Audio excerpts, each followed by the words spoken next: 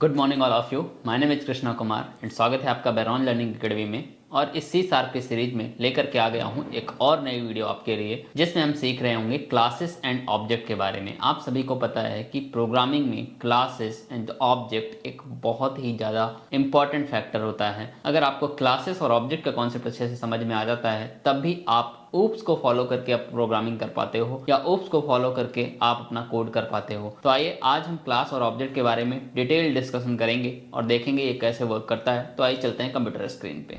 आप देख सकते हैं यहाँ पर जो हमारी हेडिंग है आज की, वो है understanding classes and object in C sharp. आज हम क्लासेस एंड ऑब्जेक्ट के बारे में सारी चीजें समझ रहे होंगे। तो उसके हम डेफिनेशन के बारे में सबसे पहले बात करते हैं। तो डेफिनेशन आप यहाँ पर देख सकते हो, classes are blueprints for creating objects. तो इसका मतलब क्या हुआ कि क्लासेस एक ऐसी ब्लूप्रिंट है जिनका यूज करके हम ऑब्जेक्ट क्रिएट कर रहे होते हैं।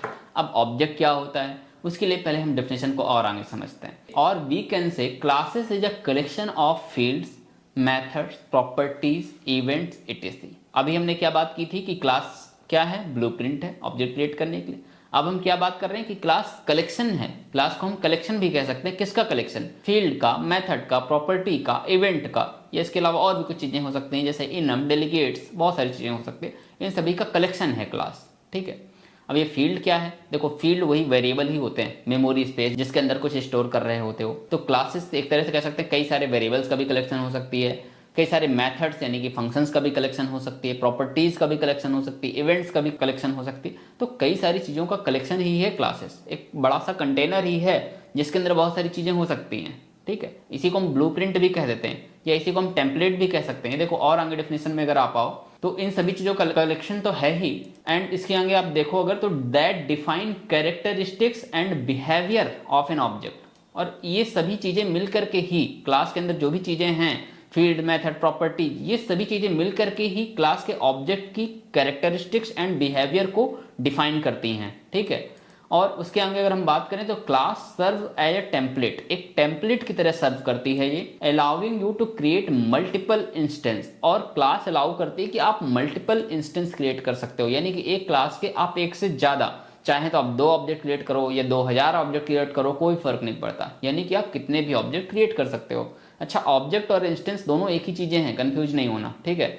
अगर मैं ऑब्जेक्ट बोलता हूं तो भी वही है, इंस्टेंस बोलता हूं तो भी वही है। अब क्या है वो हम कोड में क्रिएट करके देखेंगे। ठीक है। That share same structure but can hold different value. अच्छा, जब हम ऑब्जेक्ट क्रिएट करते हैं तो जो क्लास टेम्पलेट है, जिस टेम्पलेट का यूज करके हम एक्चुअल में रियल टाइम ऑब्जेक्ट या रियल टाइम एंटिटी जब हम क्रिएट करते हैं, उसका स्ट्रक्चर सेम होता है। यानी कि वो सेम प्रॉपर्टीज को यूज कर रहा होता है, सेम फील्ड्स को यूज कर रहा होता है, बट उसकी वैल्यूज अलग अलग हो सकती हैं। वैल्यूज अलग अलग हो सकती हैं। क्या क्या मतलब? मैं एक एग्जांपल देता हूँ।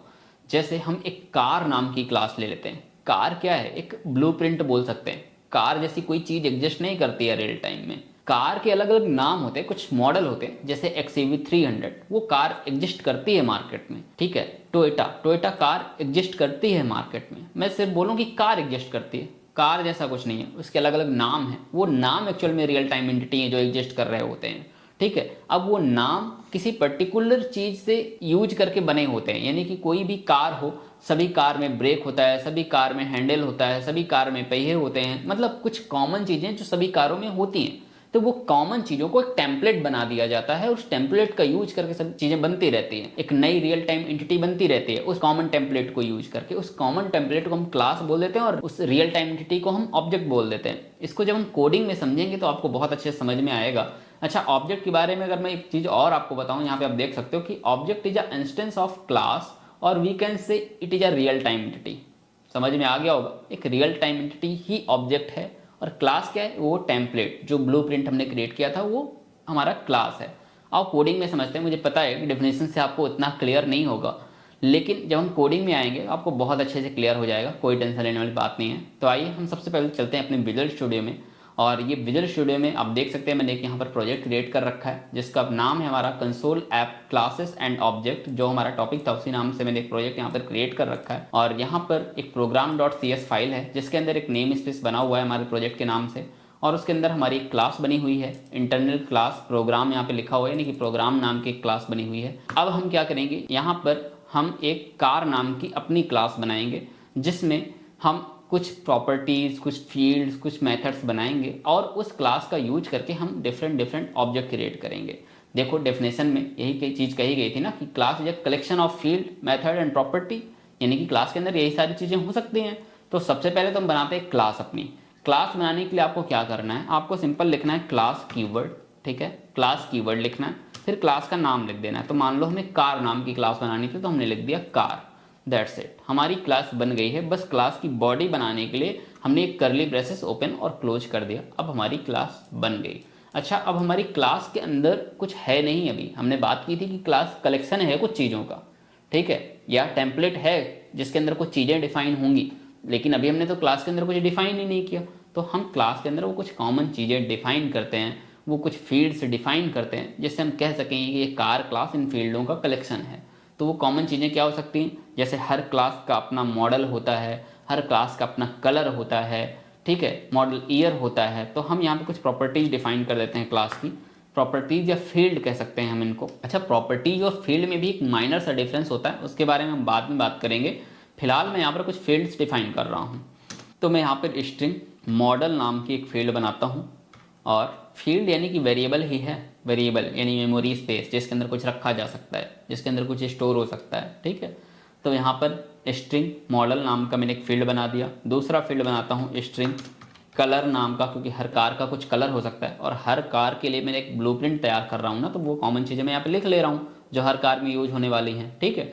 तो यहाँ पे क्लास का कार का मॉडल, कार का कलर और कार का ईयर जैसे हम लिख सकते हैं, ठीक है। हम यहाँ पर एक इंट टाइप का वेरिएबल बना लेते हैं ईयर नाम का, ठीक है। तो ये 3 वेरिएबल हमने बना लिए। अब ये 3 वेरिएबल्स बना लिए, ये क्या है, फील्ड्स हैं। और हमने क्या बात की थी कि क्लास के अंदर फील्ड्स के अलावा और भी कुछ चीज़ें हो सकती हैं, मेथड भी हो सकते हैं, प्रॉपर्टीज भी हो सकती है, इवेंट भी हो सकते हैं। तो अगर मैं आपको कुछ और भी बना करके दिखाऊँ, जैसे यहाँ पर हम बना सकते हैं एक मेथड भी बना सकते हैं, क्लास की फील्ड तो बना ली, एक मेथड भी बना सकते हैं, जैसे ड्राइव करने का एक मेथड बना दिया। तो मेथड बनाना मैंने आपको ऑलरेडी बताया हुआ है कि आपको बस यहाँ पे कीवर्ड लिखना है पब्लिक, उसके बाद मेथड का रिटर्न टाइप, मान लो हमें कुछ रिटर्न नहीं करना तो हम लिखेंगे वाइड, ठीक है, वाइड लिखा। और मेथड का नाम देना है तो मान लो मैं ड्राइव के नाम से मेथड का नाम दे देता हूँ, और ये मैंने मेथड के लिए पैरेंथेसिस लगाया। यही मेथड की पहचान है कि मेथड के नाम के बाद पैरेंथेसिस लगता है। उसके बाद मैं मेथड की बॉडी बनाने के लिए कर्ली ब्रेसेस की ओपनिंग और क्लोजिंग कर देता हूँ। तो ये मेरा मेथड भी एक बन गया। अब आप क्लास के अंदर देखो, ये कार नाम की क्लास है, उसके अंदर क्या है, उसके अंदर कई सारी फील्ड्स हैं, उसके अंदर मेथड्स हैं। हमने एक ही मेथड बनाया, हो सकता है आप कई सारे मेथड बना दो, आप 10 मेथड बना दो, 20 मेथड बना दो, जिस टाइप की क्लास बना रहे होगे, जितने मेथड की जरूरत पड़ेगी आप बनाते जाओगे। एक्चुअल में जब आप रियल टाइम प्रोजेक्ट में काम करोगे तो ऐसा ही होता है, कितने भी मेथड बना सकते हो, वहाँ पे कोई बाउंडेशन नहीं होता है, ठीक है। तो अभी हमने 3 प्रॉपर्टीज या 3 फील्ड कह सकते हैं हमने बनाई है, और हमने एक मेथड बनाया हुआ है, ठीक है, और ये क्लास है। तो ये देखो, अब हम इसको देख के कह पा रहे हैं कि क्लास क्या है, एक कंटेनर है जिसके अंदर ये सारी चीज़ें हैं, फील्ड्स और मेथड, या फिर कह सकते हैं क्लास कलेक्शन है, किसका, फील्ड्स एंड मेथड्स का। अब आप समझ पा रहे हो वो डिफिनेशन जो मैं आपको समझाने का प्रयास कर रहा था। तो इस तरह से कितने भी फील्ड्स एंड मेथड बन सकते हैं। अब आपने फील्ड्स एंड मेथड तो बना लिया, उसके बाद हम डेफिनेशन में बात कर रहे थे ऑब्जेक्ट की, कि object is a instance of class. Object क्या होता है, क्लास का इंस्टेंस होता है, या हम कह सकते हैं कि we can say it is a real time entity. ये एक रियल टाइम एंटिटी होती है, यानी कि हमने अगर कार के लिए एक ब्लूप्रिंट बना लिया, अब हमें एक्चुअल में एक कार क्रिएट करनी है, तो हम क्या करेंगे, कार का ऑब्जेक्ट क्रिएट करेंगे। ऑब्जेक्ट हम कहाँ पे क्रिएट करते हैं, इस क्लास का ऑब्जेक्ट हम क्रिएट कर लेते हैं यहाँ पर मेन फंक्शन के अंदर। मैं मेन के अंदर क्यों कोडिंग करने अब जा रहा हूँ, क्योंकि सबसे पहले मेन फंक्शन ही चलेगा, और मेन फंक्शन के अंदर अगर मैं कोड कुछ लिखूंगा ही नहीं तो हमारा प्रोग्राम रन ही नहीं करेगा। ये मैं कई बार आपको बता चुका हूँ।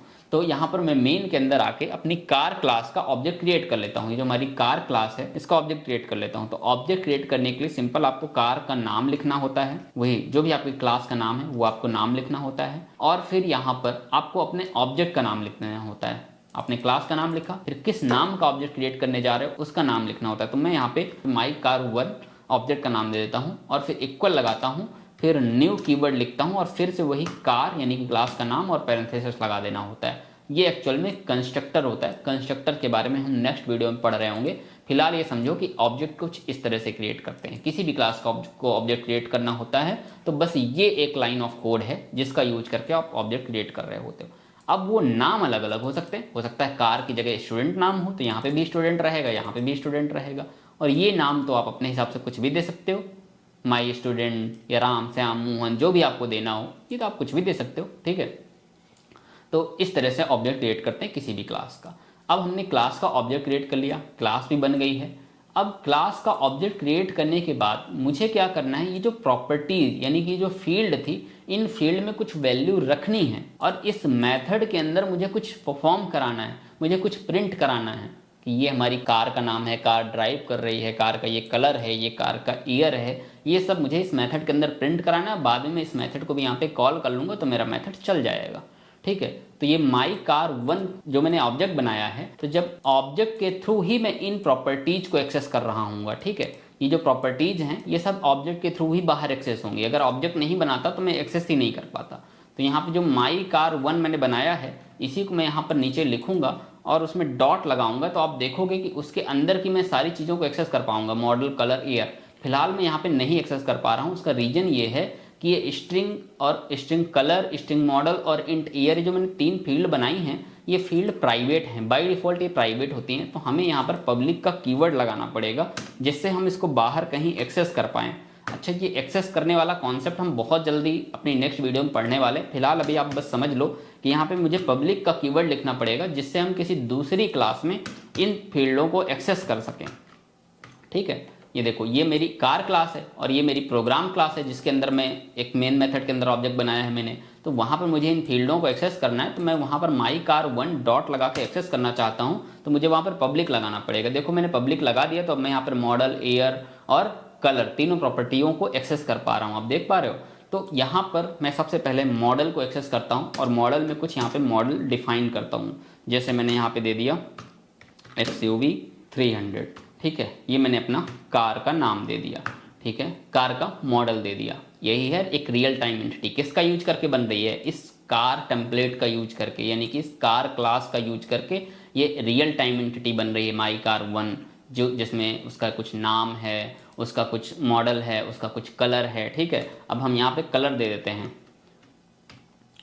मैं यहाँ पे क्या करता हूँ, my car one dot colour property को या कलर फील्ड को एक्सेस करता हूँ और उसमें कलर दे देता हूँ। मैं कलर यहाँ पे बोल देता हूँ वाइट, ठीक है। यहाँ पे कलर दे देता हूँ वाइट, ठीक है। यहाँ पे हम लास्ट में बस सेमीकोलन लगाते हैं, कॉलन लगाते हैं और उसके बाद मुझे बस मैंने यहाँ पे मॉडल दे दिया, कलर दे दिया। एक प्रॉपर्टी और देनी है, my car one dot year. Year क्या है? तो मैंने ईयर दे दिया 2022, ठीक है। ये इंट टाइप का है तो मैंने इसको स्ट्रिंग में नहीं लिखा, तो मैंने इन तीनों फील्डों में वैल्यू असाइन कर दिया। किस ऑब्जेक्ट के लिए? इस माई कार वन ऑब्जेक्ट के लिए। अब आप देखोगे कि माई कार वन ऑब्जेक्ट के लिए जब मैंने वैल्यू असाइन कर दिया, तो अब मैं क्या करता हूँ, मैं यहाँ पर जो ड्राइव नाम का फंक्शन बनाया है, इस ड्राइव नाम के फंक्शन के अंदर कुछ कोड लिख देता हूँ। क्या कोड लिख देता हूँ कि ये जो चीज़ें हैं इनको यहाँ पे प्रिंट करा दो। पहले तो यहाँ पे प्रिंट करा दो। मैं यहाँ पे कंसोल डॉट राइट, अच्छा कंसोल डॉट राइट लिखने का एक शॉर्टकट तरीका होता है कि आप CW टाइप करो और टैप प्रेस करो, तो यहाँ पे कंसोल डॉट राइट लाइन अपने आप लिख जाएगा, ठीक है।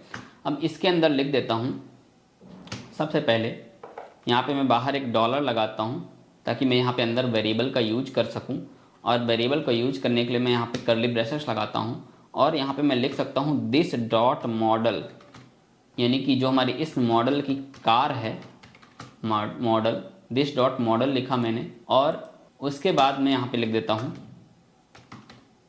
Car is driving. जो हमारी कार है वो चल रही है। कौन सी कार? ये वाली मॉडल की कार, वो हमारी चल रही है, ठीक है। ये मैंने यहाँ दिया एंड, या मैं बोल सकता हूँ जैसे कि एंड, या मैं यहाँ पे पाइप लगा देता हूँ ऐसे ही, और मैं इधर दे देता हूँ कार का जो है कलर क्या है और कार का ईयर क्या है। तो कार कलर, बस ऐसे ही लिख देता हूँ कार कलर कर्ली ब्रेसेस के अंदर।